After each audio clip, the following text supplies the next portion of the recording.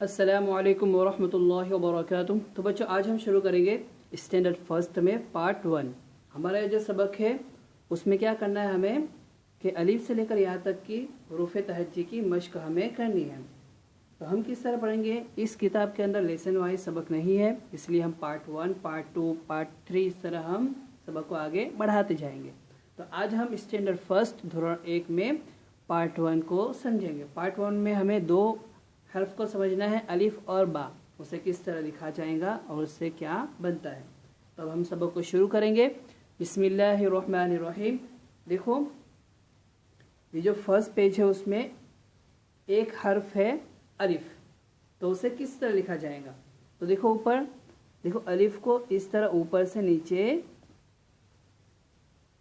करके लिखना है। देखो ये अलिफ को यहाँ पे लाइन खींची गई है कि ऊपर से हमें नीचे की तरफ इस लाइन को खींचना है। तो ऊपर देखो 4 मरतबा लिखा हुआ है, तो फर्स्ट मरतबा तो ऊपर लिखा हुआ है, फिर लिखो यहाँ से। तो इसी तरह हमें प्रैक्टिस करनी है इस किताब के अंदर। आया समझ में? ऊपर से नीचे की तरफ।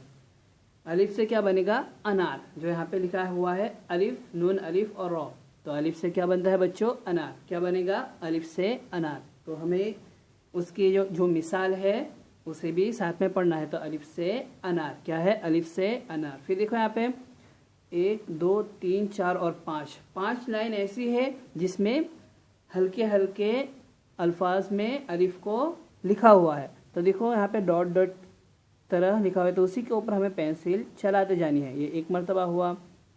तो इसी तरह ऊपर से नीचे की तरफ हमें अलिफ को बनाते वक्त पेंसिल को चलाना है। आया समझ में? तो 5 लाइन हमें इसी तरह मुकम्मल करनी है। फिर सेकेंड लाइन में भी उसी तरह हम पूरा करेंगे, थर्ड लाइन में भी, फोर्थ में भी, फिफ्थ में। फिर जब यहाँ से यहाँ तक हो जाएगा उसके बाद 1, 2, 3 और 4 लाइन और है, तो उसमें भी हमें, मैं एक लाइन समझा देता हूँ इस तरह, जिस तरह हमने ऊपर बनाया है अलिफ, फिर उसी के नीचे अलिफ, फिर उसी के नीचे अलिफ, इसी तरह जिस तरह हमने ऊपर खींचा और लिखा, इसी तरह खींचकर ऊपर से नीचे की तरफ खींचकर लिखना है। तो ये एक लाइन मैंने समझा दी है अलिफ की।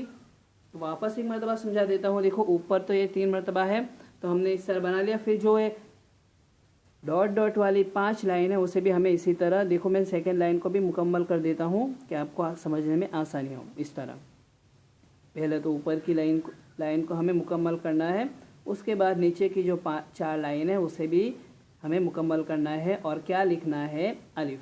आया समझ में? अब हम आगे बढ़ते हैं। देखो अलिफ से क्या बनता है?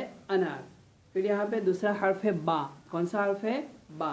तो बा को कैसे लिखना है? देखो यहाँ पे जो बड़ा अल्फाज है उसमें हमें समझा दिया है। देखो यहाँ पे एरो यहाँ पे ख़त्म हो रहा है, तो शुरुआत यहाँ से होगी, यानी यहाँ से ऐसे करके ऐसे। तो देखो ये 3 अल्फाज है, हर्फ है, उसमें भी हमें शुरू से हमें इस तरह बा को बनाना है। फिर एक नुक्ता, फिर वापस ऐसे करके ऐसे और एक नुक्ता, फिर वापस और एक नुक्ता। आया समझ में? तो बा से बनेगी बिल्ली। बा से बिल्ली, जो तस्वीर में हमें दिखाई दे रही है। तो बा से बच्चों क्या बनेगी? बिल्ली।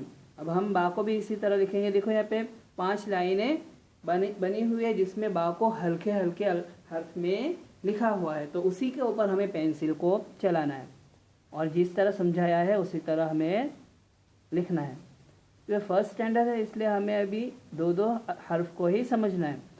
अगर हमने लिखना अच्छे से सीख लिया तो हमें आसानी हो जाएगी आगे के सबक में समझने के लिए, क्योंकि अभी तो हमें हर्फ की मश्क करनी है, उसके बाद अल्फाजों की मश्क करेंगे और उसके बाद जुमलों की मश्क। तो अल्फाजों की मश्क के लिए क्या ज़रूरी है? हर्फ की मश्क ज़रूरी है, यानी हर्फ को हमें लिखना और समझना है। अगर हमने हर्फ को समझ लिया तो हमें अल्फाज आसानी से, जैसे अनार है ये एक अल्फाज है, बिल्ली है एक अल्फाज है। आया समझ में?